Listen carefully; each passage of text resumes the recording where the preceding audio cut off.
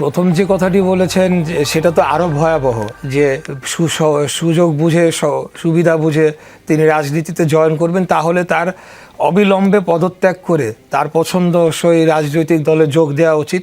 কারণ বর্তমানে কোনো উপদেষ্টা আগামীতে ইলেকশন অথবা রাজনীতি করতে পারলে সেটা আমি মনে করি যে একেবারে সমীচীন হবে না, এবং সেটা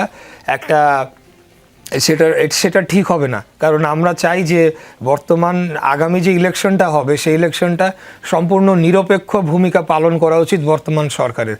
আর উনি যে কথাটি বলেছেন যে এনসিপিতে যোগ না দিয়ে অন্য, সেটা একটা আমরা সকলেই বুঝি যে এটা শুধু মানুষকে বোঝানোর জন্য একটা কথা বলা।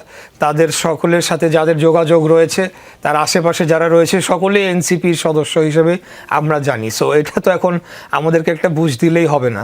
আর দ্বিতীয় যে বিষয়টি, হ্যাঁ আপনি অবশ্যই প্রশ্ন করতে পারেন, উনি যে কথাটি বলেছেন অবৈধ নির্বাচনকে বৈধতা দেওয়া, এটা আমি মনে করি কন্টেম্পট অফ কোর্ট।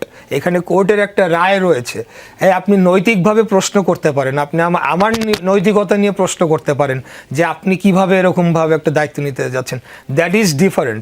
বাট আপনি এটাকে অবৈধ বা বৈধ বলার কিন্তু রায়, এটা একমাত্র আদালতেরই এখতিয়ার রয়েছে। অতএব সেই জায়গাতে আমি মনে করি যে আমি কোনো আইনি প্রসেস, আমি ডিউ প্রসেস ফলো করেছি কিনা, এখানে আইনগত কোনো আমি লঙ্ঘন করেছি না কিনা, বা এখানে যে কোর্টের রায়টি এসেছে সেটার বিরুদ্ধে যদি আপিল করতে হয় আপিল করুক।